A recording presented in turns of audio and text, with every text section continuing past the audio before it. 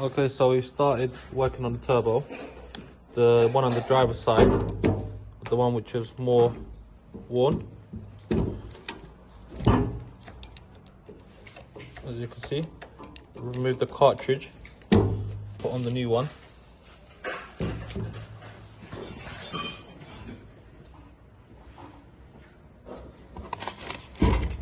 You can see, nice and shiny. We're now preparing another one, the passenger side one now. I'm going to replace the cartridge on that one as well and get ready to put things back together. Put the silicone sealant around the turbo. Not too much, just a little bit. This is the sealant we've used, original VW one, silicone sealant. There's the numbers on it if you do wish to use it. And now we're going to put the housing is all cleaned and ready to go on. As I said, you have to mark it up when putting it on.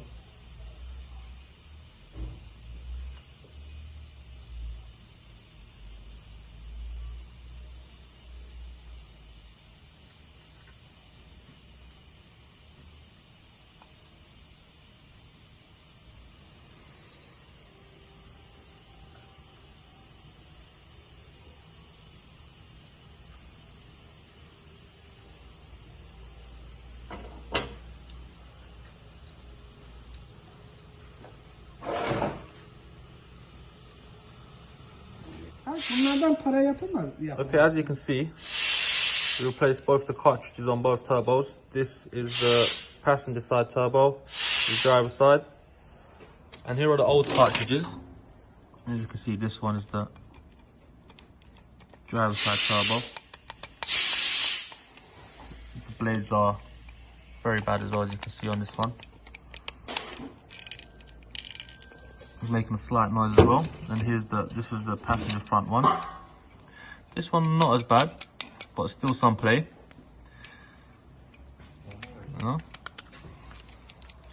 So yeah, now that the cartridges have been put in place, housings have been cleaned up nicely, we should be putting it on shortly. So here are our turbos ready to go on.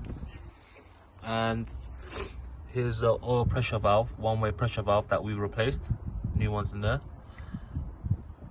Ideally, when going ahead with a job like this, you're best replacing parts which could cause you problems in the future to avoid going back to these stages. So once we've come this far, we'll replace this one and the oil strainer as we talked about before, and the gasket here, the aluminium plate gasket that comes here.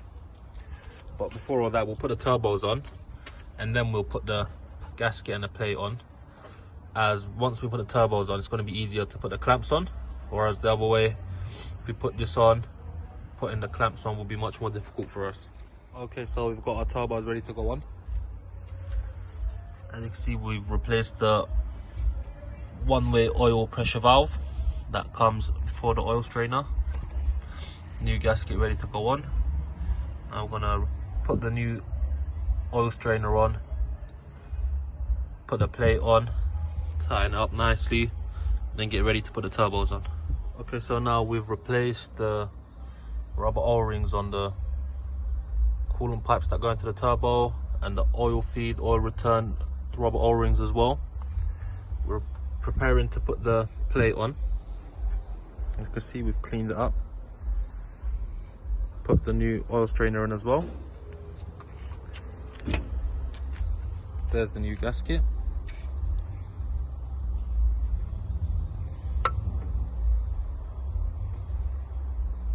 Okay, so we've put the plate on, oil strainer, as you can see through there.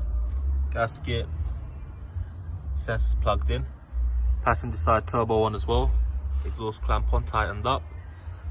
As you can see, we replaced all the rubber O-rings I was talking about. This one, and there's a few there. These have also been replaced. Make sure you grease up these rubber O-rings before you put it on, as if you don't lubricate it, you might damage it whilst putting it on, and you don't want to damage it and have leakage issues once you've put everything back together. Start the vehicle. You can see our turbo nice and shiny.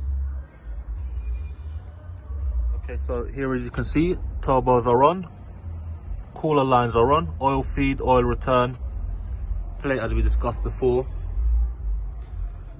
Make sure when you take off these oil pipes, oil feed pipes, that you clean them with brake cleaner, put the air line through it, make sure they're not clogged up.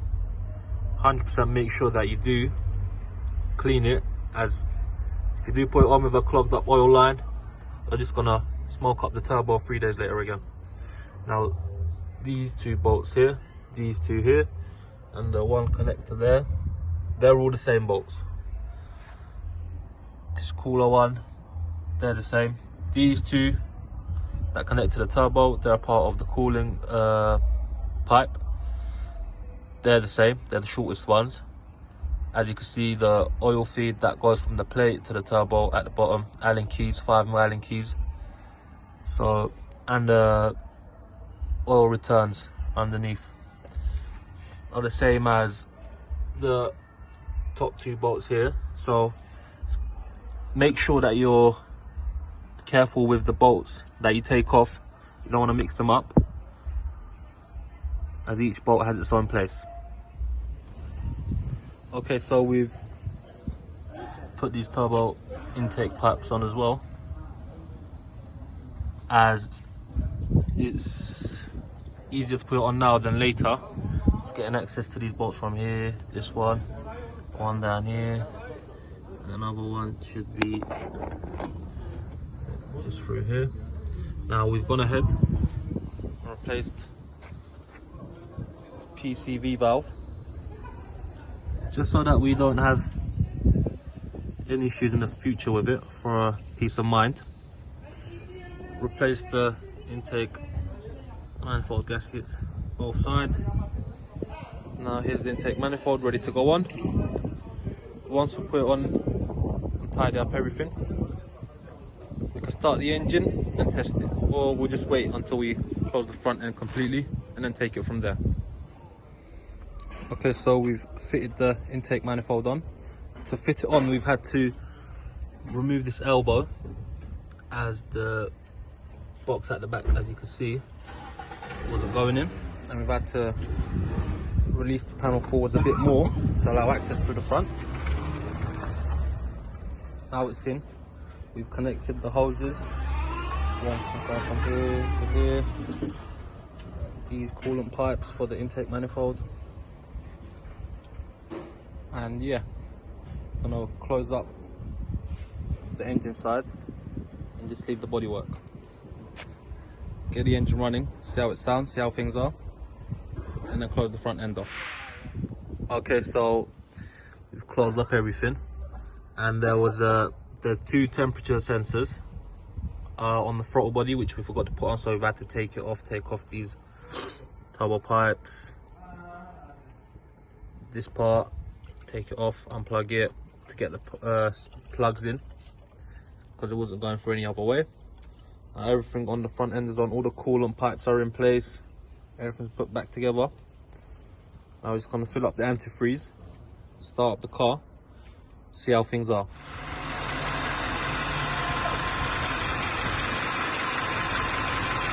Okay, so we've got the vehicle running, everything seems fine.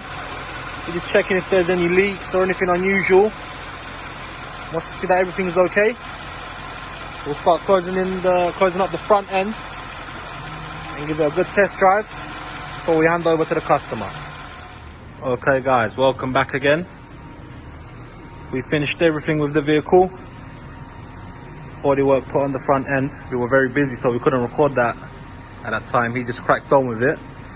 Once he was done, we replaced the oil and the filter, topped up the coolant, plugged the diagnostic in for any fault codes, check for any visual leaks. Everything seems fine. Took it for a test drive for 5-10 minutes. Now the vehicle seems like it's ready to go. Here's a nice little exhaust sound before we finish it off.